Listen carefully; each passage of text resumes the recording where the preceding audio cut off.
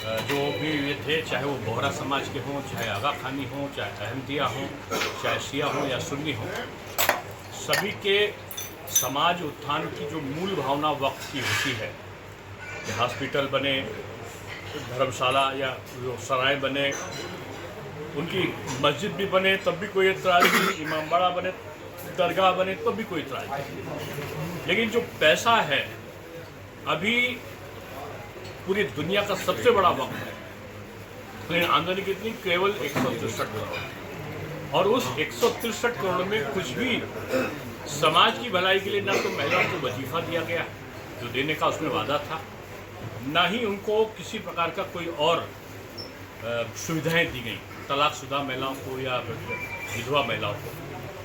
एक आरिफ मोहम्मद साहब जब मंत्री थे, एक वाकया हुआ, राजीव गांधी प्रधानमंत्री थे और राजीव गांधी जी ने शाहबानो केस पे एक नया अध्यादेश सुप्रीम कोर्ट के निर्णय के बाद चालू किया।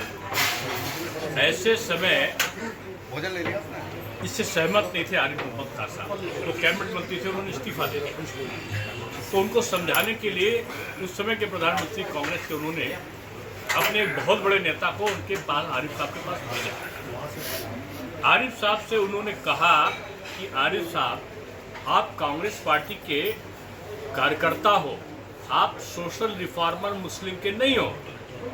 ये मुस्लिम गटर में जाना चाहते हैं तो उनको गटर में जाने दो, हमें तो इनके वोट से मतलब है।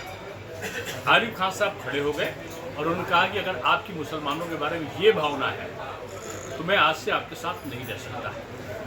यानी जो कांग्रेस की सोच के कारण ही जो अल्पसंख्यक यानी खासतौर से मुस्लिम था, उसको ना तो उसकी संपत्तियों का उपयोग करने का अधिकार मिल पाया और ना ही उनकी शिक्षा के, उनके स्वास्थ्य का, उनकी सामाजिक उत्थान का कोई प्रयत्न किसी भी सरकार ने किया।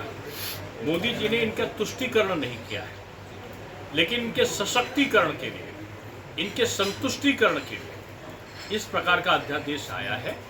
और ये वही प्रबल साबित होगा जैसे धारा 370 और 35A के बारे में, CII और CAA के बारे में इन्होंने भ्रांति फैलाई थी।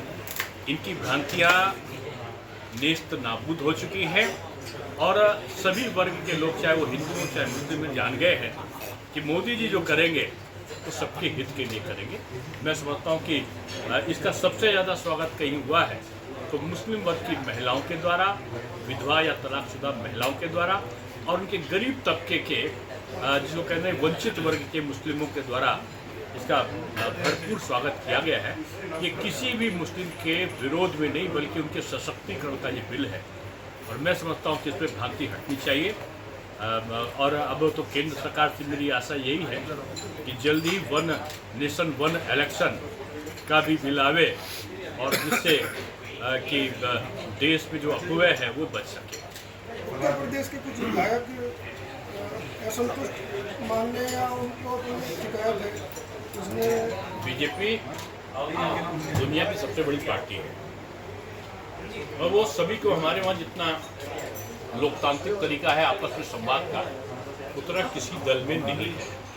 अगर किसी को कोई ग्रीवांस होगी, किसी को कोई शिकायत होगी तो ये हमारा बीजेपी परिवार है, बाजार नहीं है। कांग्रेस और सपा ये बाजार है जहाँ सब कुछ बिका हुआ है। हमारे वहाँ सब कुछ एक दूसरे के लिए है। अगर किसी को कोई बात होगी तो हम लोग महाराज जी का कुछ बयान आए हैं कि वो गोरखपुर वापस जाना पसंद करेंगे। ये इसका अलग अलग आप लोग गलत अर्थ क्यों लगाते हैं? हर व्यक्ति अपने घर की बात करता है और घर की बात करके प्रसन्न होता है।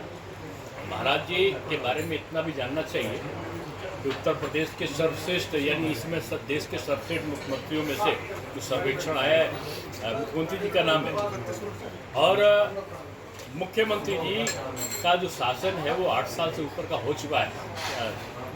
तो उनसे सबल मुख्यमंत्री मैं नहीं समझता हूँ कि अभी कोई और है और वो जब तक चाहेंगे तो उनके बारे में मैं क्या भविष्यवाणी कर सकता हूँ। वो जनता की पसंद है। अब ये हमारा केंद्रीय नेतृत्व कर रहा है और जल्दी